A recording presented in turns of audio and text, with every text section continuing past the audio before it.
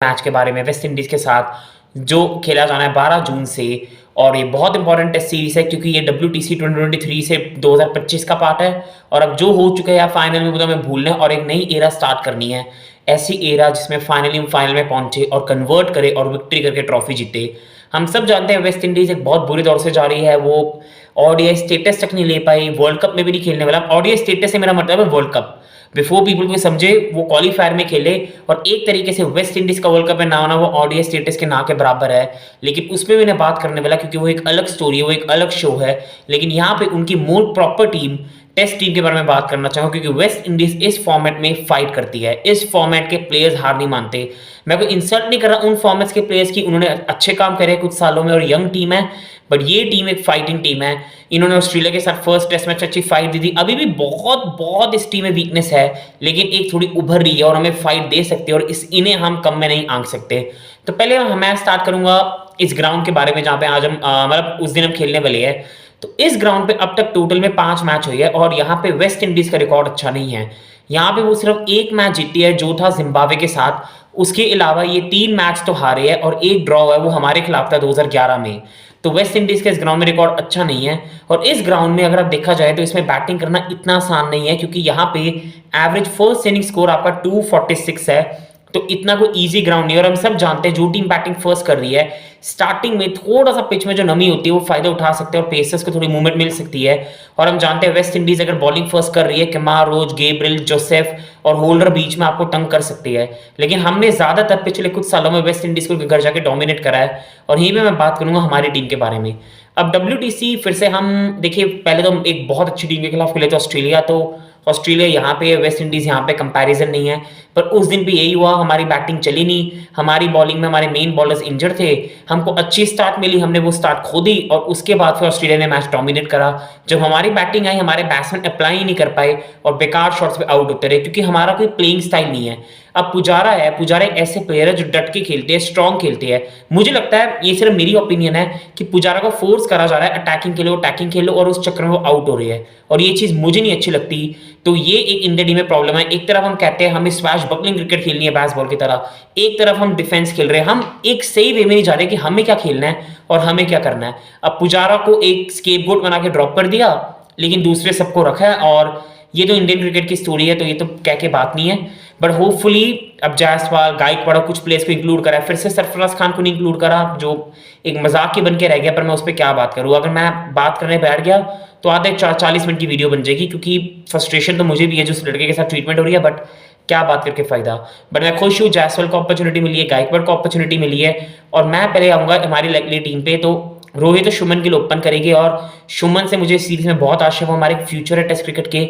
उसके बाद नंबर 3 पे मैं आशा करूंगा जायसवाल खेले क्योंकि जायसवाल डोमेस्टिकली भी अच्छा खेले है, अच्छे फॉर्म से भी आ रहे हैं और मैं देखना चाहूंगा एक लेफ्ट हैंडेड बैट्समैन नंबर 3 पे और विराट नंबर 4 पे। और ये सीरीज विराट के लिए मेरे ख्याल से बहुत इंपॉर्टेंट है बिफोर वर्ल्ड कप, विराट और रोहित के लिए, क्योंकि विराट और रोहित अभी रन तो मार रहे हैं पर टच में नहीं है और मैं चाहता हूं विराट रोहित बड़े रन्स मारे बिफोर वर्ल्ड कप क्योंकि चाहे टेस्ट क्रिकेट है पर आपका कॉन्फिडेंस हमेशा दूसरे फॉर्मेट्स में जाता है। नंबर 5 पे अजिंक्य रहाणे आएगी जिनका करियर एक अलग वे में रिवाइव हुआ है जब से आईपीएल के बाद, उसके बाद अब टीम में वापसी हुई है। तो अजिंक्य रहाणे इंप्रेस कर रही है।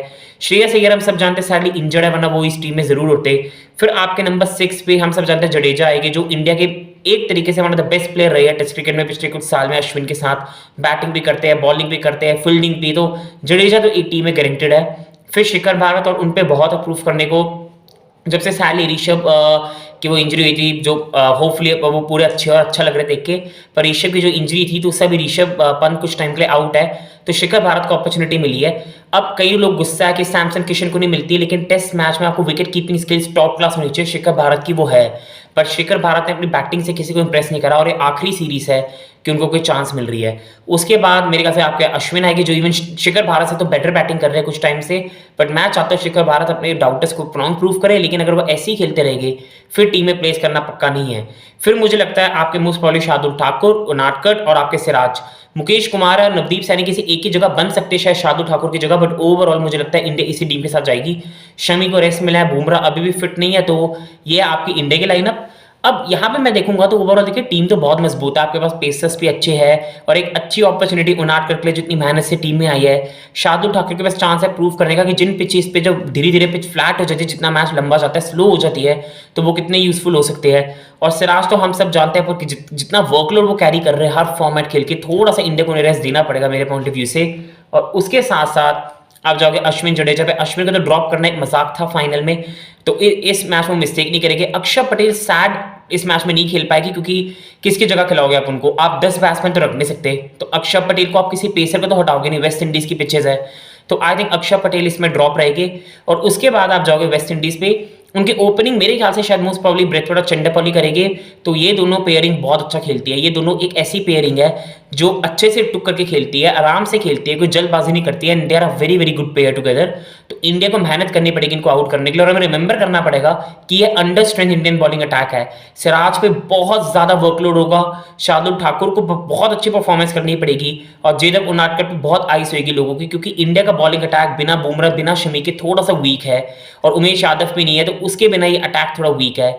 फिर आपके ब्रेथवाट चंडीपल्ली को इंडिया को जल्दी आउट करना पड़ेगा, क्योंकि एक बार ये सेट हो गए तो इट्स वेरी डिफिकल्ट कि फिर वेस्ट इंडीज को रोक पाओगे। उसके बाद आपके राइफर, आपके ब्लैकवुड भी अच्छी बैटिंग कर लेते हैं। एक खास बात है वेस्ट इंडीज टीम की बैटिंग बहुत लंबी है, आपके जोशुआ डी सिल्वा, आपके मैकेंजी, या मोस्ट प्रॉब्ली अथानजे में से एक प्लेयर खेलेगा, कोई यंग प्लेयर, पर उसके अलावा कॉर्नवेल बहुत अच्छी बैटिंग कर लेते हैं। शायद उनकी फिटनेस नहीं है, but he is an inspiration, जिस तरह क्रिकेट खेलते हैं वो बहुत अच्छी ऑफ स्पिन बॉलिंग कराते हैं, और बैटिंग में उन्होंने बहुत बड़ा हाथ था बांग्लादेश के खिलाफ जो वेस्ट इंडीज सीरीज जीती थी, और बहुत अच्छे खिलाड़ी है। और उसके साथ आपके जेसन होल्डर, हम जानते हैं केमार रोच भी बैटिंग कर लेते हैं, जोसेफ भी बैटिंग कर लेते हैं टेस्ट क्रिकेट में, तो ये पूरी की पूरी टीम बैटिंग कर सकती है, और स्पेशली इनमें एक ठहराव है, ये टीम स्ट्रांगली डिफेंड करके खेल सकती है। और मुझे इंडिया की बॉलिंग अटैक में इतना वो नहीं लग रहा स्ट्रेंथ, तो अगर इंडिया बॉलिंग फर्स्ट कर रही है तो सिराज पे बहुत ज्यादा रिस्पॉन्सिबिलिटी है, वरना फिर अश्विन जडेजा को कुछ मैच में मैजिक करना पड़ेगा। अब वेस्ट इंडीज का जो एक डर है जो मुझे है, वो है इनके 4 पेसर्स, आपके जेसन होल्डर जो बीच में आके शॉर्ट डिलीवरी डाल के तंग कर सकते हैं, आपके केमार रोच, एल्जारी जोसेफ और शैनन गेब्रियल। इसलिए मैं कह रहा था सीरीज इतनी आसान नहीं होने वाली, क्योंकि उनके पेसर्स स्टार्टिंग में अगर उनको बॉलिंग फर्स्ट करने को मिल जाए, एक तरफ से केमार रोच, एक तरफ से गेब्रियल, एक तरफ से जोसेफ, एक तरफ से होल्डर, न्यू बॉल के साथ उनको खेलना आसान नहीं होगा। और अगर हमने स्टार्टिंग इनिंग्स में स्कोर अच्छा ना मारा, फिर हम टेस्ट मैच में सिर्फ कैचिंग गेम खेलते रहेंगे, और ये वो T20 वाली वेस्ट इंडीज नहीं है तो छक्के चौके मारने में आउट हो जाएगी, ये एक थराव वाली वेस्ट इंडीज है, तो हमारे लिए थराव से खेलना जरूरी है। तो मैं एक प्रीव्यू में यही कहूंगा इस मैच में कि अभी भी मैं कहूंगा इंडिया जीतेगी, क्योंकि इंडिया में स्ट्रेंथ बहुत ज्यादा है। अगर पेस बॉलर्स नहीं चले तो अश्विन जडेजा का एक्सपीरियंस आपको मैच जितवा देगा, पिच धीरे धीरे स्लो हो जाएगी, उनको थोड़ा एंड में टर्न मिलेगा। और साथ साथ अगर मैं कहूंगा तो इंडिया की बैटिंग लाइनअप बहुत डीप है, तो अगर आप स्टार्टिंग के प्लेयर्स को भी आउट कर दो वेस्ट इंडीज के सामने, तो आपकी टीम मोस्टली स्ट्रॉन्ग है, तो आई थिंक इंडिया ये मैच मोस्ट प्रोबेबली जीत जाएगी। बट आप वेस्ट इंडीज को इस फॉर्मेट में कम नहीं आंक सकते। और मैं एक और चीज कहूंगा बिफोर मैं वीडियो को एंड करूं, ये एक लॉयन है वेस्ट इंडीज जो बाउंडेड है, जो वर्ल्ड कप में हुआ है, चाहे प्लेयर्स उसमें नहीं थे, पर हर्ट पूरी कंट्री हुई है, और पूरी कंट्री चाहेगी कि कुछ इंस्पिरेशनल हो, क्योंकि क्रिकेट वापस आए। तो ये वेस्ट इंडीज फाइट करेगी, क्योंकि इंडिया के खिलाफ अगर ये सीरीज जीती, their pride will be back. तो हमें केयरफुल रहना पड़ेगा, और इसी बात से मैं वीडियो को एंड करता हूँ। प्लीज लाइक कीजिए, सब्सक्राइब कीजिए, और अपनी ओपिनियन जरूर डालिए कॉमेंट सेक्शन पे। शुक्रिया एंड थैंक यू।